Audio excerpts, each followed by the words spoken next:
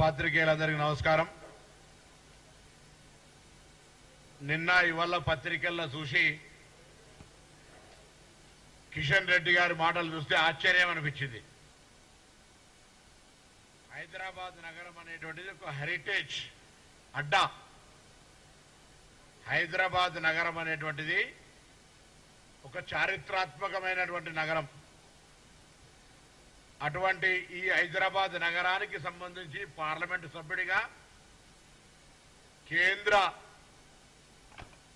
Tourism మంత్రిగా నేను అడుగుతున్న సూటిగా ఆర్కియాలజీ డిపార్ట్మెంట్ కావచ్చు, హెరిటేజ్ డిపార్ట్మెంట్ కావచ్చు, టూరిజం డిపార్ట్మెంట్ కావచ్చు. ఇప్పుడు బొగ్గు కనాలి గత 5 సంవత్సరాలే ఉంది. ఇప్పటి శాఖ గురించి అనలే, ఇప్పుడు 5 నెలలే. 5 సంవత్సరాలు హైదరాబాద్ నగరానికి ఏం నిధులు తీసుకొచ్చినామని అడుగుతా ఉన్నాం. ముందుగా హైదరాబాద్ స్మార్ట్ సిటీ చేయలేదు. కేంద్రం నుంచి ₹1 ప్రత్యేక నిధి తీసుకురాలే. అమృత్ పథకం కింద ₹1 తీసుకురాలే. కేంద్రంలో నగరాల అభివృద్ధికి సంబంధించి 10 సంవత్సరాల బీజేపీ కాలంలో హైదరాబాద్ అభివృద్ధికి, జీహెచ్ఎంసీ అభివృద్ధికి భారతీయ జనతా పార్టీ చేసింది ఏమైనా ఉందా? కిషన్ రెడ్డి గారు ముందు చెప్పండి అని అడుగుతా ఉన్నా. ₹1 కూడా సహకారం చేయకుండా గత ప్రభుత్వంతో అంటగాగి కేంద్రము రాష్ట్రము ఇద్దరు కూడా మిత్రపక్షంలాగా వ్యవహరించి హైదరాబాద్ నిర్లక్ష్యం చేసింది మీరు కాదా అని అడుగుతా ఉన్నాం. ఇలా స్థానిక సంస్థల అధికారాలు 73, 74 రాజ్యాంగ ఆధునీకరణ ద్వారా 15th ఫైనాన్స్ కు వచ్చిన నిధులు తప్ప మా హక్కు. కేంద్రం నుంచి ₹1 అయినా ప్రత్యేకంగా నిధులు తెచ్చినారని అడుగుతా ఉన్నాం. స్థానిక ఎంపీలు, మీరు పార్లమెంట్ సభ్యులు ఇక్కడ ఈరోజు మేము అధికారంలోకి వచ్చిన తర్వాత కేంద్రం నుంచి నిధులు రావాలని అనేక సందర్భాల విజ్ఞప్తి చేసినాం. మా గౌరవ ముఖ్యమంత్రి గారు మిమ్మల్ని అడుగుతా ఉన్నారు. కేంద్ర మంత్రి అయిన హైదరాబాద్ నుంచి మొత్తం యావత్ తెలంగాణకు ప్రాతినిధ్యం వహిస్తా ఉన్నారు. రండి, మా మంత్రివర్గంతో మనందరం కూర్చొని రాష్ట్ర అభివృద్ధికి సంబంధించి ఒక ప్రణాళిక చేసుకుందాం. గతంలో ఆ ప్రభుత్వానికి అటువంటి ఆలోచన లేదు కావచ్చు, మీకు కూడా అటువంటి ఆలోచన లేదు కావచ్చు అని చెప్పినాం. మీరు కేంద్ర మంత్రి అయిన తర్వాత హైదరాబాద్ ఇన్ఛార్జ్ మంత్రిగా మిమ్మల్ని గౌరవంగా కలవడానికి వచ్చిన హైదరాబాద్ సంబంధించిన అభివృద్ధిలో సహకారం అడిగినాం. కానీ ఇక జిహెచ్ఎంసీ ఎన్నికలు దగ్గరికి వస్తున్నాయని రాజకీయ ఆట కోసం హైదరాబాద్ ను విమర్శిస్తే మన ముఖం మీద మనం ఉమ్మేసుకున్నట్టే. హైదరాబాద్ బ్రాండ్ ఇమేజ్ కాపాడడానికి, హైదరాబాద్ అభివృద్ధి చేయడానికి, హైదరాబాద్ ఈ జిహెచ్ఎంసీ 10 నుంచి ప్రాతినిధ్యం వహిస్తున్నటువంటి పార్లమెంటు సభ్యుడిగా, కేంద్ర మంత్రిగా, కేబినెట్ మంత్రిగా హైదరాబాద్ ప్రయోజనాలకు, హైదరాబాద్ ప్రజల సమస్యల కొరకు, హైదరాబాద్ అభివృద్ధి కొరకు ఏం చేసిరో చెప్పమని సందర్భంగా బహిరంగంగా నేను ప్రశ్నిస్తా ఉన్నా. మేము ఇలా కాంగ్రెస్ పార్టీ పక్షాన అవేం లేకుండా గత 6 నెలల కింద నుంచి రాగానే మొత్తం హైదరాబాద్ నుంచి మొత్తం నిర్లక్ష్యం చేసినట్టుగా, అభివృద్ధి కుట్టుబడ్డట్టుగా, అంతకుముందేమో కుందేళ్ళే కురుకుంటే మేము తాబిల్లెక్క నడుస్తున్నట్టుగా మాటలు మాట్లాడుతూ ఉన్నాడు. అసలు మీకేమైనా కనీసం సోయి హైదరాబాద్ సహకారం అందించాలని చెప్పి ఒక మాట. హైదరాబాద్ ఒక చారిత్రాత్మకమైనటువంటి historical city, like compare to Istanbul. ఇక్కడ మీరు చేయదలుచుకుంటే చార్మినార్ కావచ్చు, గోల్కొండ కావచ్చు, లేకపోతే అనేకమైనటువంటి పురాతనమైన ఆర్కియాలజీ, హెరిటేజ్కి సంబంధించిన ఉన్నాయి. ఆ సంబంధిత శాఖ మంత్రిగా ఉండి కూడా ₹1 తీసుకొని రాకపోతే మీరు ప్రత్యేకించి విభజన హామీలకు సంబంధించి లేకుండా హైదరాబాద్ నగర అభివృద్ధికి సంబంధించి కేంద్ర పట్టణాభివృద్ధి శాఖ తరఫున ₹1 అయినా ప్రత్యేక నిధి తీసుకొచ్చినారా? ఈ ప్రాంతం నుంచి పార్లమెంట్ సభ్యుడిగా ప్రాతినిధ్యం వహిస్తూ మీకు ఆ బాధ్యత లేదా? ఈరోజు మేము అధికారంలోకి వచ్చిన తర్వాత హైదరాబాద్ లో ఉన్న 141 ప్రాంతాల్లో వర్షం వచ్చినప్పుడు నీటి నిల్వలతోటి ఇబ్బంది అవుతా ఉందని ఆ నీటి నిల్వల్ని ఏ విధంగా ఉపయోగించుకోవాలి ఈ రాతి కట్టడాల మధ్యన అని ఎక్కడెక్కడైతే 141 జాగాలలో నీళ్లు నిలుస్తాయో అక్కడనే వాటర్ కు గ్రౌండ్ లోపలికి అక్కడ ప్రభుత్వ స్థలాన్ని వినియోగించుకొని అండర్ గ్రౌండ్ లోకి వాటర్ పోయే విధంగా నీటి నిల్వలు నిలవకుండా ఉండే విధంగా పైసలు ఖర్చు చేసి ప్రణాళిక చేస్తా ఉన్నాం. మెట్రో వాటర్ వర్క్స్ ఇంత పెద్ద సమస్య వచ్చినా మెట్రో వాటర్ వర్క్స్ కూడా మీరు ₹1 ఇయ్యలే. ఇంత పెద్ద హైదరాబాద్ లో శానిటేషన్ సిల్ట్ ఇతర కార్యక్రమాలు ఉంటాయి, డ్రైనేజ్ ఇంప్రూవ్మెంట్ ఉంటుంది, ఎక్స్పాన్షన్ అయింది సిటీ, అనేకమైనటువంటి గృహ అవసరాలు పెరిగినాయి. అయినా మీరు ఒక్క సంబంధించినటువంటి అంశం ఇయ్యలే. ఇలా మాట్లాడుతూ ఉన్నారు. దీన్ని తీవ్రంగా ఖండిస్తా ఉన్నాం. హైదరాబాద్ ఇమేజ్ కు భంగం కలిగే విధంగా కిషన్ రెడ్డి గారి వ్యాఖ్యలు వెంటనే ఉపసంహరించుకోవాలని కోరుతా ఉన్నాం. హైదరాబాద్ అభివృద్ధికి మీకు చేతనైతే సహాయం చేయండి. కేంద్ర మంత్రిగా మీ బాధ్యత నిర్వహించండి. హైదరాబాద్ కేంద్రం నుంచి పార్లమెంట్ సభ్యుడిగా ఈ ప్రాంత అభివృద్ధికి సహకరించండి. రాష్ట్ర ప్రభుత్వం నుంచి గౌరవ ముఖ్యమంత్రి గారు కావచ్చు, ఇక్కడ ఉన్నటువంటి రాజకీయాలకు అతీతంగా ఇన్ఛార్జ్ మంత్రిగా మీ దగ్గరకు వచ్చి ఇక్కడ సమస్యలు చెప్పడానికి సిద్ధంగా ఉన్నామనేటువంటి మాట చెప్తా ఉన్నాం. మీరేం చేయరు. ఎన్నికల రాజకీయం కొరకు వాతావరణాన్ని కలుషితం చేయడానికి, లబ్ధి పొందడానికి రాజకీయంగా తప్ప. ఇక్కడ పెద్ద గాంధీ హాస్పిటల్ ఉంది, రండి.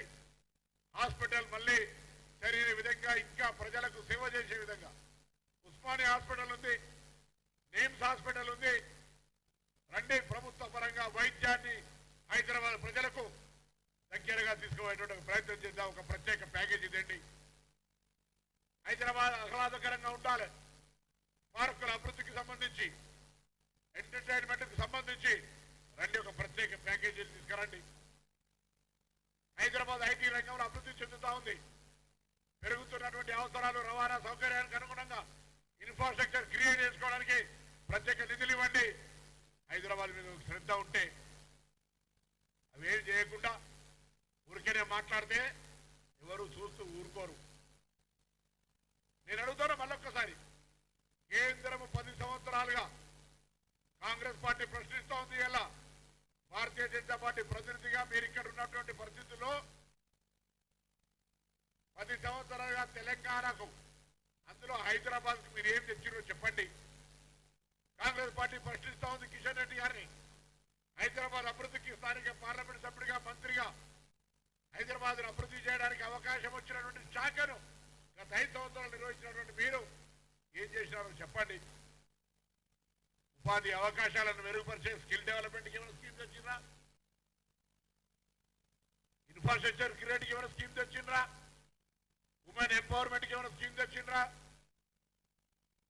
మైనార్టీ ఎస్సీ బీసీ వెల్ఫేర్కి ఏమైనా తెచ్చిండ్రా? ₹1 దేని మీకు హైదరాబాద్ కు నిర్లక్ష్యానికి గురైందనేటువంటి హక్కు ఉందా అని అడుగుతా ఉన్నాం. స్మార్ట్ సిటీలో లేదు, అమృత్ పథకంలో లేదు, స్పెషల్ ప్యాకేజీలో లేదు, ప్రాజెక్టు వైజ్ లాభం చేసేది లేదు. హైదరాబాద్ ప్రజలకు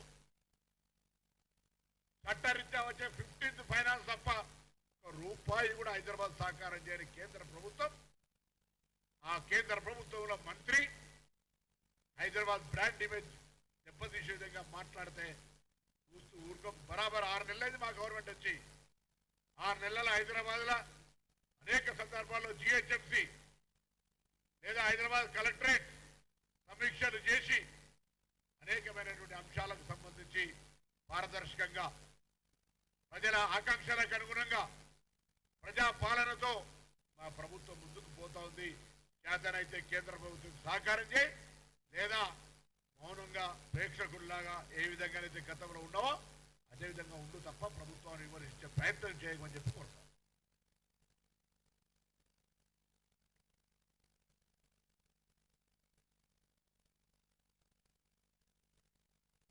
దయ్యాలు వేదాలు వాళ్ళు ఇచ్చినట్టుంది కేటీఆర్ మాట్లాడితే. నిన్నటిదాకా నువ్వు ఆ పనిచేసి రాష్ట్ర మున్సిపల్ శాఖ మంత్రివి, కేంద్రంలో స్మార్ట్ సిటీలో చేర్చుకోలేనంత ఒత్తిడి తేలేకపోయినావు, అమృత్ పథకంలో తీర్చలేకపోయినావు, హైదరాబాద్ నగరానికి బీజేపీ పైన ఒత్తిడి తెచ్చి కేంద్రం నుంచి ఒక ప్యాకేజీ తేలేనటువంటి అసమర్థుడివి. సాక్షాత్ మున్సిపల్ శాఖ మంత్రివి ఇలా హైదరాబాద్ గురించి మాట్లాడితే ఎట్లా? 10 సంవత్సరాలు మున్సిపల్ చట్టంలో ఏమో చేసినా అని చెప్పి మీరు అక్రమ కట్టడాలు కావచ్చు, భూ కబ్జాలు కావచ్చు, మొత్తం హైదరాబాద్ నగరం అంతా కూడా అస్తవ్యస్తంగా కావడానికి ప్రధానమైనటువంటి కారణకులు మీరే. ఇలా మీరు మమ్మల్ని అడిగితే దయ్యాలు వేదాలు వల్లించిందని పాపం ఏదైనా నేర్చుకొని వల్లించింది కావచ్చు, మీకు ఆ అర్హత కూడా లేదు అని చెప్తాను. ఇలా చాదరైతే కిషన్ రెడ్డి గారు తెలంగాణ బ్రాండ్ ఇమేజ్ దెబ్బతల్లడానికి తెలంగాణ మీద మాట్లాడుతూ ఉన్నాడు, హైదరాబాద్ మీద మాట్లాడుతూ ఉన్నాడు. 10 సంవత్సరాలు హైదరాబాద్ సంబంధించినటువంటి ప్రధానమైనటువంటి నగర అభివృద్ధికి సంబంధించినటువంటి శాఖ మంత్రిగా ఏం చేసావు కిషన్ రెడ్డికి జవాబు చెప్పు. పెద్దలు గౌరవ కేంద్ర మంత్రి కిషన్ రెడ్డి గారికి గత 10 సంవత్సరాలుగా ఉన్నటువంటి మున్సిపల్ అర్బన్ మినిస్టర్ హైదరాబాద్ కేంద్రం ఏమేమి చేయలేదో చెప్పమని డిమాండ్ చేస్తా ఉన్నాం కేటీఆర్ గారిని.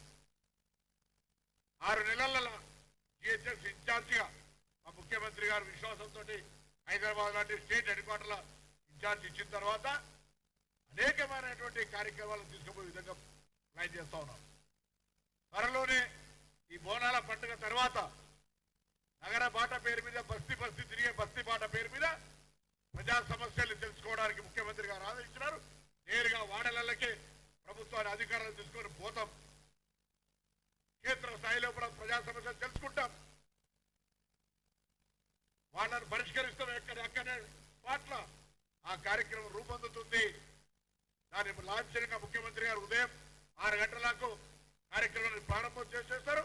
దానికి అనుగుణంగా కార్యక్రమం మొత్తం ఇక్కడ 150 డివిజన్లలో హైదరాబాద్ లో ఉన్నటువంటి 24 అసెంబ్లీలలో ఈ కార్యక్రమం కొనసాగుతుంది. చేతనైతే కేంద్ర మంత్రిగా హైదరాబాద్ నగరానికి నిధులు తీసుకురమ్మని కిషన్ రెడ్డి గారు మరొకసారి డిమాండ్ చేశారు. కేటీఆర్ గారు మీరు మౌనంగా 10 సంవత్సరాలుగా హైదరాబాద్కి ఏం అన్యాయం చేశారు, బీజేపీ ఏం అన్యాయం చేసింది, మీరు చేతనైతే ఏం చేశారో చెప్పే ప్రయత్నం చేయమని చెప్తున్నారు.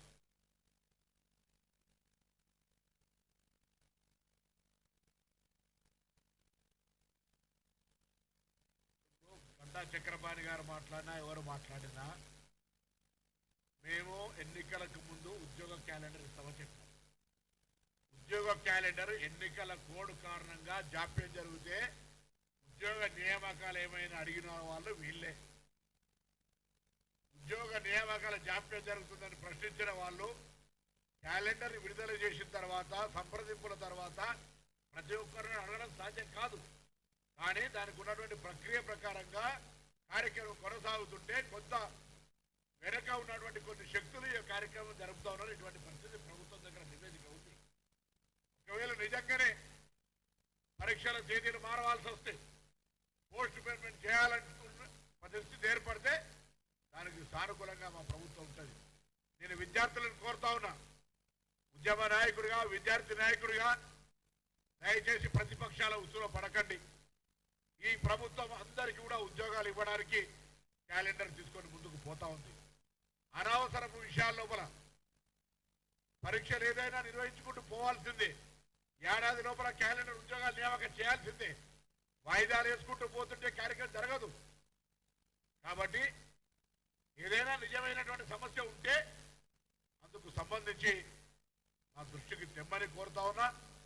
నేను అన్ని విద్యార్థి సంఘాల నాయకులు కోరుతా ఉన్నా, దయచేసి అవసరమైతే ఏం క్యాలెండర్ ఎట్లా చేస్తే బాగుంటుందో కూడా సలహా సూచన చెప్పండి. కానీ అట్టిగానే ప్రతిపక్షాల ఉసులబడి చదువుకోవాల్సిన సమయాన్ని వాళ్ళ రెచ్చగొట్టేటువంటి అంశాల ద్వారా వాళ్ళ అధికారంలో ఉన్నాడు చేయలేనటువంటిది చేస్తుంటే దయచేసి ఆలోచన చేయమని చెప్పుకోవచ్చు. 10 సంవత్సరాలు ఒక డిఎస్సి పోస్ట్ చేయని వాళ్ళు డిఎస్సి పోస్ట్ చేయాలంటే టెట్ నిర్వహించడం గ్రూప్ 1 పరీక్షల రిజల్ట్ తెచ్చుకుంటూ పోతా ఉన్నాం. ఎందుకే కడుపు నొప్పి కేటీఆర్కు వీళ్ళందరికీ ఎందుకు రెచ్చగొడతా ఉన్నారు? ఉద్యోగాలు ఇవ్వద్దా? మీ ఆలోచన అదేనా? ఆనాడు మహిళలకు బస్సు ఇచ్చినాడు, ఇట్లనే మాట్లాడారు. టీఆర్ఎస్ పార్టీకి మహిళలకు ఉచితంగా బస్సు ఇచ్చిన ఇష్టం లేదా చెప్పమంటే నోరు మూసుకొని కూర్చున్నారు. నిజంగా తెలంగాణ నిరుద్యోగ యువతకు ఉద్యోగాలు ఇవ్వడం ఇష్టం లేదా టీఆర్ఎస్ పార్టీకి చెప్పండి. ఇది విద్యార్థులు నిరుద్యోగులు అర్థం చేసుకుంటారు. ప్రక్రియ కొనసాగుతూ ఉంది. ఇవాళనే రేపే 2-3 రోజులు కంటిన్యూ పరీక్షలు పెడతలే ప్రతిదానికి వాయిదా సమయం గడువు నిపుణులు, విద్యావంతులు అనేక మందితో చర్చ చేసి నిర్ణయం చేసుకుని ముఖ్యమంత్రి గారు పెన్ను కలం పట్టుకొని ఈ డేట్ రాయలే, క్యాబినెట్ రాయలే. స్వయం ప్రతిపత్తి గల సంస్థ పబ్లిక్ సర్వీస్ కమిషన్ అనేక సంప్రదింపుల ద్వారా తీసుకుంది. ఒకవేళ దానివల్ల నిజంగా ఇబ్బంది ఎదుర్కొంటే అలాంటి ఉద్యమ నాయకుడిగా, విద్యార్థి నాయకుడిగా మీకు వినడానికి సిద్ధంగా ఉన్నాం. మీరు రోడ్డుకి ఎక్కకండి, అనవసరం ఆందోళన చెందకండి, మీ పక్షాన ప్రభుత్వంలో మాట్లాడడానికి సిద్ధంగా ఉన్నామనేటువంటి మాట మొదట తెలంగాణ కోసం కొట్లాడు ఆది శ్రీనివాస్ గారు. చాలా మంది తెలంగాణకు సంబంధించినటువంటి బాధ్యులం, తెలంగాణ సాధనకు సంబంధించిన బాధ్యులం మీ యొక్క అంశాలను ప్రభుత్వం దృష్టికి తీసుకోవడానికి సిద్ధంగా ఉన్నాం. అనవసరంగా రాజకీయ ఉత్సవ పడి మీరు చదువుకునే విలువైన సమయాన్ని ఎడగొట్టుకోవద్దని సందర్భంగా కోరుతా ఉన్నాం. ఇవాళ కిషన్ రెడ్డి గారు దీనికి సంబంధించి కానివ్వండి, మళ్ళా చాలా సందర్భాలు మీరు ఎప్పుడు చెప్తే అప్పుడు దొరుకుతా. నేను మరొక్కసారి మీ ద్వారా అడుగుతా ఉన్నా, గౌరవ కేంద్ర మంత్రిగా కిషన్ రెడ్డి గారు హైదరాబాద్కు ఉపయోగపడే టూరిజం శాఖను 5 సంవత్సరాలు నిర్వహించి హైదరాబాద్ లాంటి ఒక మంచి చారిత్రాత్మకమైనటువంటి విశ్వ నగరానికి ఏం చేసిండో చెప్పిన తర్వాత మాట్లాడమని చెప్పి సందర్భంగా డిమాండ్ చేస్తుంది కాంగ్రెస్ పార్టీ.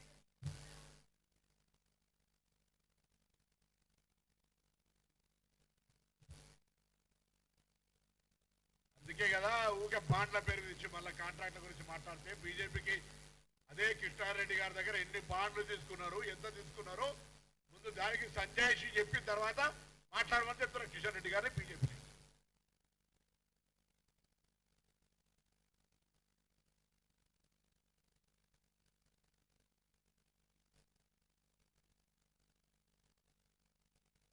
విజ్ఞత, కామన్ సెన్స్, భాష గత ప్రభుత్వంలో వినియోగించడం వినియోగిస్తలేము. అట్లా ఉపయోగించుకుంటే దానికంటే డాక్టరేట్స్, పోస్ట్ గ్రాడ్యుయేట్స్ ఉన్నారు. అటువంటి భాషనే కావాలనుకుంటే మీకు వినసొంతం అయితే వాళ్ళకంటే గ్రామీణ ప్రాంతాల నుంచి ఊరా భాష మాట్లాడగలిగేటువంటి అవకాశం ఉంది. వద్దని ఉంటుంది.